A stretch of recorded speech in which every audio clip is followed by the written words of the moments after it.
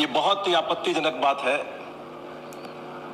कि जिस नेता की दादी ने इस देश की खातिर अपनी छातियों पर इतनी गोलियां खाई, जिसके पिता ने इस एशिया की शांति के लिए अपने शरीर के परखच्चे उड़वा दिए, मैं निवेदन करूंगा आपको, किसी ने आपको नहीं टोका। अभी भारतीय जनता पार्टी के वक्ता कह रहे थे मेक इन इंडिया। अरे तुम्हारा मेक इन इंडिया किस तरह का है वो देश देख रहा है। सरदार पटेल की प्रतिमा बनाने के नाम पर देश के गांव गांव से लोहा एकत्रित करते हो और जिस चाइना की आलोचना करते हो उसी चाइना के पास आकर के वो प्रतिमा बना करके लाते हो। ये तो अगला चरित्र तुम्हारा पूरा देश देख रहा है। और ये किसके बारे में कह रहे थे कि विदेश में जाकर के क्या कह रहे थे? पूरा देश जानता है कि नरेंद्र मोदी ने जाकर के दुनिया भर में जाकर के कहा कि पहले भारत के बारे में लोग ऐसा कहते थे। अरे कहां पैदा हो गए, कहां पैदा कर दिया, उनके बारे में बोल रहे थे। या वो नेता जिसको कैम्ब्रिज जैसी प्रतिष्ठित यूनिवर्सिटी ने एक सांसद के रूप में व्याख्यान देने के लिए आमंत्रित किया। माननीय सभापति महोदय, सोने की चिड़िया भारत, कौन देश में नहीं चाहता कि भारत सोने की चिड़िया बने? लेकिन अडानी के हवाई जहाज में बैठकर पूरी दुनिया की परिक्रमा करने से देश सोने की चिड़िया नहीं बनेगा। 10 साल हो गए नरेंद्र मोदी को सत्ता में आए हुए, आज भी देश के 80 करोड़ लोगों को 5 किलो गेहूं हमको देना पड़ रहा है। 5 किलो गेहूं, कौन सी सोने की चिड़िया की बात कर रहे हैं? सोने की चिड़िया देश तब बनेगा जब इस देश के हर घर के अंदर खुशहाली होगी, 2 वक्त का भरपेट खाना होगा, बच्चों के लिए अच्छी शिक्षा होगी, अच्छा स्वास्थ्य होगा, तब यह देश माननीय सभापति महोदय सोने की चिड़िया बने। खाली नरेंद्र मोदी के विदेश भ्रमण करने से देश सोने की चिड़िया नहीं बनने वाला। और मैं निवेदन करूंगा, अभी आप कह रहे थे किसी की हिम्मत नहीं है अधिकारी की किसी के यहां जाकर के इनकम टैक्स की जांच कर ले। अरे भाई, अधिकारियों की हिम्मत नहीं है तो हम भी जानते हैं, वो तो इतने डरे हुए हैं, वही जाकर जांच करेंगे जहां नरेंद्र मोदी कहेंगे। और उस समय विपक्षी पार्टियों के नेताओं की लिस्ट बहुत बड़ी है, पूरा देश देख रहा है। लालू यादव जी किस समस्या से गुजरे, किस कठिनाई से जूझ रहे हैं, पर तुम्हारा इशारा है बिहार में राजनीतिक अशांति करनी है, उपद्रव कराना है, तो उनके परिवार को किस तरीके से पराशा। ये फाइन फिर है आपके माननीय इंटरव्यू नहीं करे आप। ये सारी बातें इस सदन में इसलिए हुई है माननीय सभापति महोदय कि ये नेता विहीन विपक्ष है, नेता विहीन विपक्ष।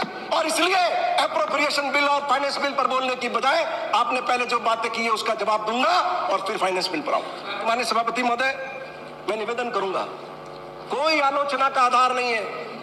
मैंने इनकी नेता वसुंधरा राजे को जब उन्होंने अपने 5 साल के काम और इस सरकार के 4 साल के काम कुछ को लेकर के ट्वीट किया था, मैंने उनको चुनौती दी हुई है कि राजस्थान के किसी शहर में, किसी जगह, किसी तिथि, किसी समय पर तुम्हारी सरकार के कामकाज और इस सरकार के कामकाज पर चर्चा के लिए बहस रख लेना, सामने आकर के बताएंगे कि तुमने क्या किया और इस सरकार ने किस रूप में कौन से अच्छे दिन लाने की बातें कर रहे हैं।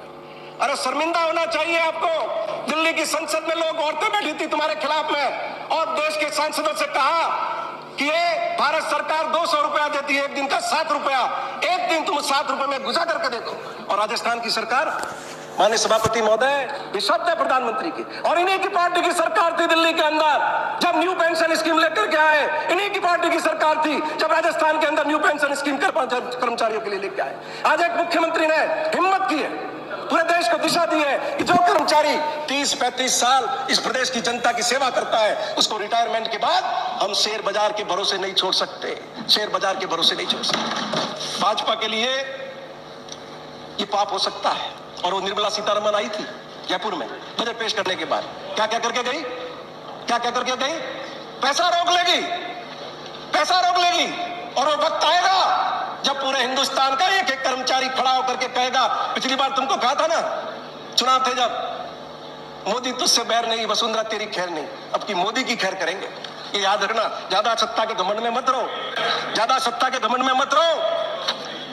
आप तो वो लोग हो, इस बेलगाम महंगाई के दौर में अभी 1 मार्च को आपने 50 रुपए सिलेंडर के बढ़ाए और पिछले 4 साल के अंदर गेहूं हो, चावल हो, जौ हो, दाल हो, खाने का तेल हो, दुगुना महंगा किया, दुगुना। जौ और गेहूं 50 रुपए किलो तक पहुंचा दिया। 2014 में गैस का सिलेंडर 410 रुपए में मिलता था, आज 2023 में 1106 में क्यों मिल रहा है? क्यों मिल रहा है? तुमने सब्सिडी खत्म कर दी, तुमने खाद की सब्सिडी कर दी, खत्म कर दी, तुमने इसकी सब्सिडी खत्म कर दी।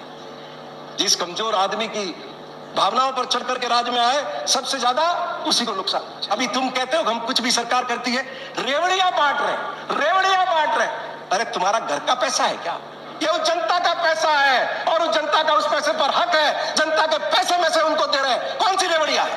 तुम्हारे घर का पैसा है क्या? पेट में दर्द होना तो स्वाभाविक है। तुमने रेल बेच दी, तुमने पेट्रोल कंपनियां बेच दी, तुमने हवाई अड्डे बेच दिए, तुमने बैंक बेच दिए, तुमने इंश्योरेंस कंपनियां बेच दी। जिसको कोई 50 रुपए का लोन ऑस्ट्रेलिया के लिए देने के लिए तैयार नहीं था माइनिंग के लिए, तुमने स्टेट बैंक ऑफ इंडिया से 4000 करोड़ रुपए निकाल के लोन। वो जो सामने लिखा हुआ है माननीय सभापति महोदय, मैं रोज पढ़ता हूं कि सदन में जो कहो सत्य कहो, गलत मत कहो, नहीं तो पाप के भागी बन जाओगे। और वो जो केंद्र में मंत्री बने हुए हैं, कभी तो हमारी सरकार गिराने के लिए दौड़ पड़ते हैं, हमारे एमएलए की तोड़फोड़ के लिए दौड़ पड़ते हैं। और जब पूरा भारत जानता है कि ये जो सौदेबाजी कर रहे थे ये भारत सरकार के किस मंत्री की आवाज है, अरे तुम्हारे अंदर नैतिक साहस है, सच्चाई है, आओ और अपना वॉइस सैंपल दो। तुम मालूम पड़े कि तुम गुनाहगार, तुम चोर हो कि नहीं हो। तुमने राजस्थान की सरकार को एमएलए की खरीद फरोख्त करके गिराने की कोशिश की है, तुमने नहीं की। दूध का दूध पानी का हो जाए, लेकिन चोर है, देना नहीं चाहते सैंपल। और ये बीजेपी के सारे मित्रों को मालूम है कि ये किसकी आवाज थी। बार बार गिनाते हैं, हम इतना दे रहे हैं, हम राज्य को ये कर रहे हैं। अरे करोगे कैसे नहीं? ये देश संविधान से चलता है। बाबा राम भीमराव